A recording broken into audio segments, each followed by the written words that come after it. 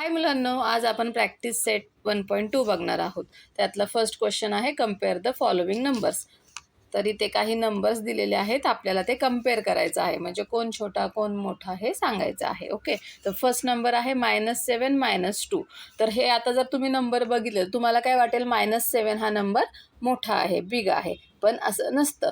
जर दोन्ही number minus असतील म्हणजेच निगेटिव्ह असतील तर तेव्हा निगेटिव्ह नंबरमध्ये उलटा रूल असतो की जो छोटा नंबर आहे तो मोठा असतो. ओके, ते समजून घेण्यासाठी आपण नंबर लाईन बघूयात.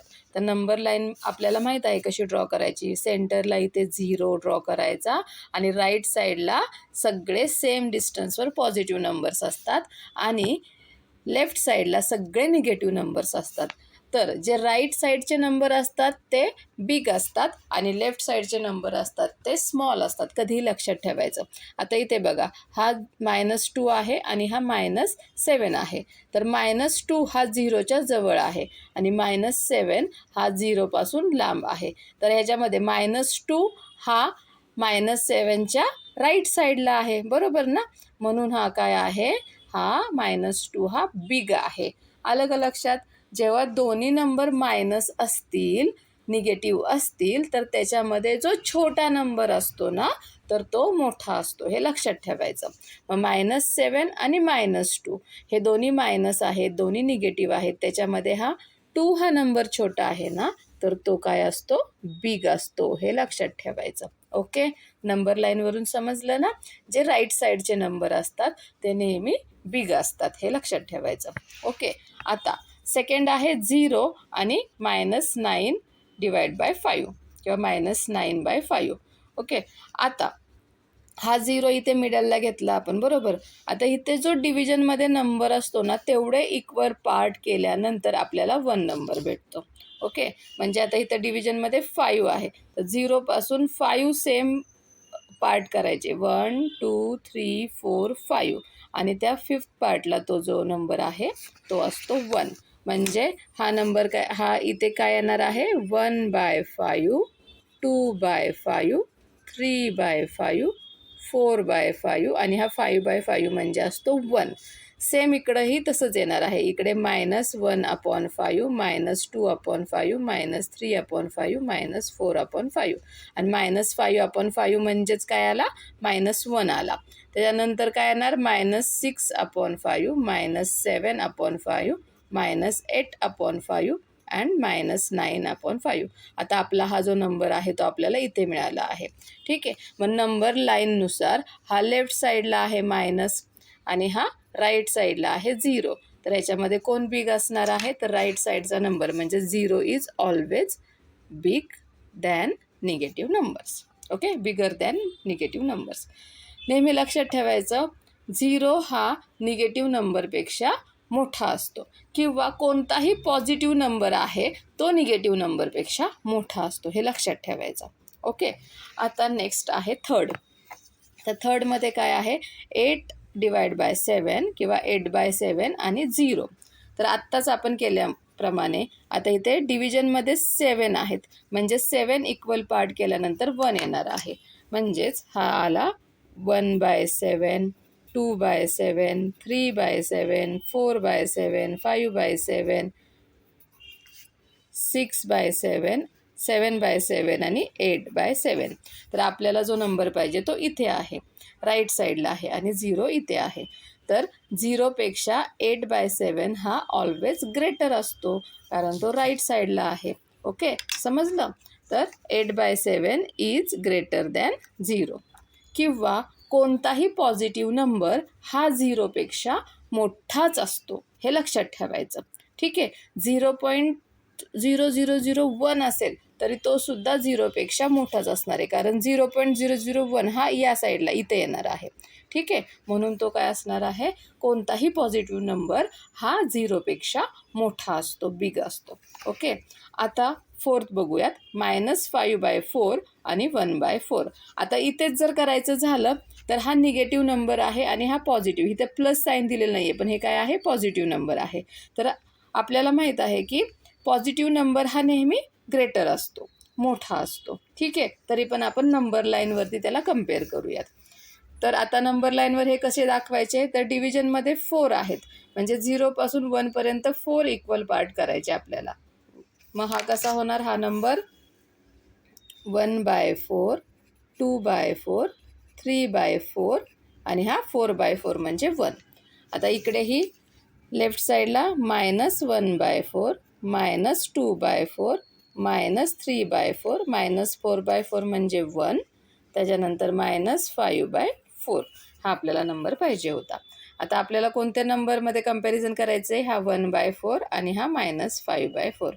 आता हा 0च्या राईट साईडला आहे 1/4 आणि 0च्या लेफ्ट साईडला आहे -5/4.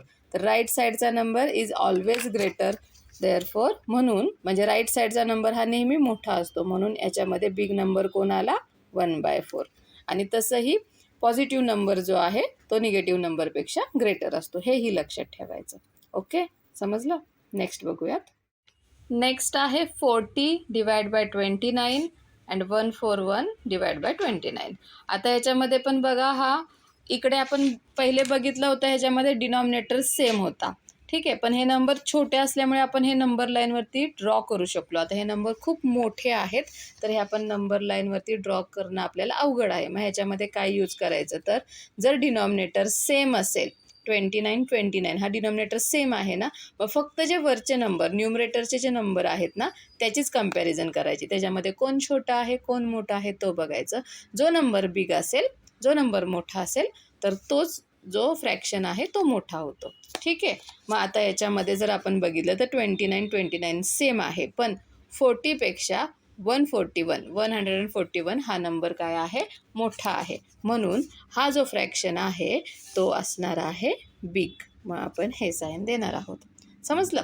आता 6 आहे -17/20 -13/20, ठीक आहे. याच्यामध्ये पण सेम 20 हे सेम आहेत, डिनॉमिनेटर सेम आहेत, मग आपण न्यूमरेटरची कंपॅरिझन करणार. ओके, आता न्यूमरेटरमध्ये -17 आहेत आणि -13 आहेत, दोन्ही नंबर मायनस आहेत. मग अशा वेळेस जेव्हा मायनस असतील तेव्हा आपण काय रूल यूज करतो, जो नंबर छोटा आहे, जो नंबर स्मॉल आहे, तो काय असतो, बिग असतो.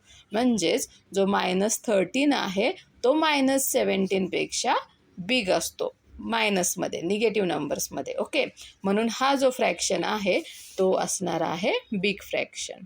ओके, आता नेक्स्ट आहे 7th 15 divide by 12 and 7 divide by 16. आता याच्यामध्ये डिनॉमिनेटर सेम नाही आहे, तर आपल्याला डिनॉमिनेटर सेम करून घ्यायचं आहे, ठीक आहे. तर हे करण्यासाठी आपल्याला काय करावं लागेल, या केसमध्ये LCM फाइंड आउट करावं लागणार आहे. तुम्हाला LCM काढता येतो का, प्राईम फॅक्टरायझेशननी काढायचा. सर 12ला आपण प्राईम फॅक्टरायझेशन करूया. 12चं 2ने आपण 12ला डिवाइड केलं, 2 6 जा 12, परत 2ने 6ला डिवाइड केलं, 2 3 जा 6 आणि 3 3 जा 1. ओके, तर हे ह्याचं प्राईम फॅक्टरायझेशन आहे. त्याच्यानंतर 16चं कसं येणार आहे, तर 16चं फॅक्टरायझेशन येणार आहे 2 8 जा 16, परत 2 4 जा 8, 2 2 जा 4, 2 2 जा 1. ओके, मग आता 12चे काय फॅक्टर्स आलेले आहेत, 2 × 2 × 3. 16चे काय आलेले आहेत, 2 × 2 × 2 × 2. ओके, जे कॉमन असतील ते 1 टाईम लिहायचे, ठीक आहे. 2 लिहिला, आता आपण LCM काढतोय. हां, जे कॉमन आहेत ते 1 टाईम लिहिला, परत हा पण कॉमन आहे तो पण लिहिला 1 टाईम. ओके, आणि मग जे आता राहिलेले आहेत ते आपण काय करणार आहोत, इथे लिहिणार आहोत आणि मग त्यांचं मल्टिप्लिकेशन करायचं, जे की आलं 48. म्हणजे 12 आणि 16चा LCM जो आहे तो 48 आहे. अजून एक मेथड आहे जी इझी आहे, त्यासाठी फक्त तुम्हाला टेबल्स लर्न पाहिजेत, ठीक आहे. सो 12चा टेबल लिहायचा, 12 1 जा 12, 12 2 जा 24, 12 3 जा 36, 12 4 जा 48, 12 5 जा 60 आणि 16चा असा पुढे. ओके, त्यानंतर 16चा 16 1 जा 16, 16 2 जा 32, 16 3 जा 48, 16 4 जा 64, 16 5 जा 80. आता हे टेबल पुढे इथे कंटिन्यू. ओके, जोपर्यंत आपल्याला सेम नंबर भेटत नाही. आता 12 आणि 16मध्ये आपल्याला इथे सेम नंबर मिळालेला आहे 48. मग हा झाला त्याचा LCM. ही पण मेथड यूज करू शकता, ही पण मेथड यूज करू शकता, जी तुम्हाला इझी वाटेल ती यूज करा. ओके, मग आता इथं LCM काय आलेला आहे आपला 48. मग ह्या 15 जो 12 आहे तर त्याला आपण खाली इथे 12ला कितीने मल्टिप्लाय केल्यावर 48 येणार आहेत, तर 12ला 4ने मल्टिप्लाय केलं की 48 येणार आहेत. ओके, तर जसं आपण खाली 12ला 4ने मल्टिप्लाय केलेलं आहे तसंच 15ला पण काय करायचं आहे 4ने मल्टिप्लाय करायचं आहे. म्हणजे हा जो 15/12 आहे तर तो काय झालेला आहे 15 4 जा 60 आणि 12 4 जा 48. हा जो फ्रॅक्शन आहे तो झालेला आहे 60/48. हे दोन्ही फ्रॅक्शन सेमच आहेत. ओके, आता जसं आपण 15/12चा खाली डिनॉमिनेटर जो आहे तो 48 केला ना, तसंच आपण 7/16ला पण तसंच लिहिणार आहोत. तो 7/16. आता 16ला कितीने मल्टिप्लाय केलं 3ने मल्टिप्लाय केलं की आपल्याला आन्सर काय भेटत आहे 48 भेटत आहे. त्याचप्रमाणे जसं डिनॉमिनेटरमध्ये 3ने मल्टिप्लाय केलं तसंच न्यूमरेटरमध्ये सुद्धा मल्टिप्लाय करायचं, म्हणजे हा जो फ्रॅक्शन आहे तो चेंज होत नाही. ओके, तर जे ऑपरेशन आपण डिनॉमिनेटरमध्ये करणार तेच आपण न्यूमरेटरमध्ये करायचं. सो 7 3 जा 21. मग हा 7/16 जो आहे तो 21/48. हे दोन आपल्याला नवीन फ्रॅक्शन मिळालेले आहेत, जे की आपले जे ओरिजिनल फ्रॅक्शन आहेत त्याच्याच बरोबर आहेत. ठीक आहे, तर आपल्याला दोन फ्रॅक्शन मिळाले. आता इथे काय मिळालं 60/48 आणि 21/48. ठीक आहे, आता इथे आपल्याला डिनॉमिनेटर सेम मिळालेला आहे बरोबर. आता आपण फक्त न्यूमरेटरला कम्पेअर करायचं. हे दोन्ही नंबर पॉझिटिव्ह आहेत, प्लस आहेत बरोबर. +60 +21. मग ह्याच्यामध्ये 60 बिग आहे का 21 बिग आहे, तर 60 बिग आहे. आणि 60 बिग आहे म्हणून 60/48 हा नंबर काय झालेला आहे आपला बिग झालेला आहे. पण 60/48 म्हणजेच काय आहे 15/12 आहे. आपले जे ओरिजिनल फ्रॅक्शन आहेत तर आपल्याला आन्सर त्याच्यामध्ये लिहायचं असतं, म्हणून आपण ते ओरिजिनल फ्रॅक्शन इथे लिहिणार. आणि मग आपल्याला मिळालेलं आहे की 15/12 इज ग्रेटर दॅन 7/16. ओके, समजलं. आता आपण नेक्स्ट 8 करू. आता हा जर फ्रॅक्शन बघितला -25/8 तर त्याचा LCM सेमच आहे, त्याच्यामुळे आपल्याला हा फ्रॅक्शन चेंज करण्याची गरज नाही आहे. पण -9/4 तर इथे 4 आहे ना, आपल्याला तो 8 पाहिजे. मग 4ला आपण 8मध्ये कसा कन्वर्ट करू शकतो, तर मल्टिप्लाय बाय 2. 4 2 जा 8. जसं खाली डिनॉमिनेटरला 2ने मल्टिप्लाय केलं आहे तसंच न्यूमरेटरला सुद्धा आपण 2ने मल्टिप्लाय करणार. म्हणजेच आपल्याला -9/4 हा फ्रॅक्शन कसा मिळणार आहे, तर 9 2 जा 18 -18/8. ठीक आहे, म्हणजे आपले फ्रॅक्शन्स काय झाले, सो -25/8 आणि -18/8 हे आपल्याला फ्रॅक्शन्स मिळालेले आहेत. आता डिनॉमिनेटर दोन्हीचा सेम झालेला आहे, मग आपण कम्पेअर करताना न्यूमरेटरचे नंबर करणार. -25 आणि -18. आता दोन्ही निगेटिव्ह नंबर्स आहेत, तर निगेटिव्ह नंबरमध्ये जो छोटा असतो तो मोठा असतो, नेहमी लक्षात ठेवायचं. Small number is big number in negative numbers. तर मग याच्यामध्ये छोटा नंबर कोणता आहे, स्मॉल नंबर कोणता आहे, तर -18. म्हणजे 18 हा स्मॉल आहे आणि -18 हा काय होतो मग बिग होतो. म्हणजेच -25/8 पेक्षा -9 ओरिजिनल जो नंबर आहे तो आपण इथे फ्रॅक्शन लिहित आहोत. सो -25/8 पेक्षा -9/4 हा बिग आहे. ओके, 8 झाला. आता 9th वन बघूयात. 9th आहे 12/15 आणि 3/5. ओके, आता 5 आणि 15, 5 3 जा 15. तर याचा जो LCM आहे तो 15 असणार आहे. आता 12/15 याच्यामध्ये जो डिनॉमिनेटर आहे तो LCM एवढाच आहे, त्याच्यामुळे त्याला काही चेंज करायचं नाही आहे. आपण 3/5ला 15मध्ये कन्वर्ट करायचं आहे. तर या 5ला 15मध्ये कन्वर्ट करताना आपण काय करणार, 5 3 जा 15. मग 3ला पण 3ने मल्टिप्लाय करायचं. सो 3/5 हे काय होणार आहेत 9. 3 3 जा 9 आणि 5 3 जा 15. So 3/5 is equal to 9/15. मग आपल्याला दोन फ्रॅक्शन मिळाले, 12/15 आणि 9/15. दोन्ही पॉझिटिव्ह नंबर्स आहेत, त्याचा डिनॉमिनेटर सेम आहे. मग आपण फक्त न्यूमरेटर्सचे कम्पॅरिझन करणार. 12 आणि 9. तर 12 आणि 9मध्ये बिग कोण आहे, तर 12 बिग आहे, म्हणून 12/15 हा बिग नंबर आहे. आणि 12/15 इज ग्रेटर दॅन 9/15 म्हणजेच काय आहे, 3/5. तर ओरिजिनल नंबर आपण इथे लिहिणार आहोत. So 12/15 is greater than 3/5. समजला. आता लास्ट 10th बघूयात. 10th आहे -7/11 -3/4. आता इथे जे डिनॉमिनेटरमध्ये नंबर आहेत ते बघा. आत्तापर्यंत जे आपण नंबर्स बघितले ना, ते एकमेकांच्या टेबलमध्ये येत होते, म्हणून आपण त्याचा LCM पटकन काढू शकत होतो किंवा त्याचं प्राईम फॅक्टरायझेशन करू शकत होतो. आता इथे याचं काहीच प्राईम फॅक्टरायझेशन होणार नाही. ठीक आहे.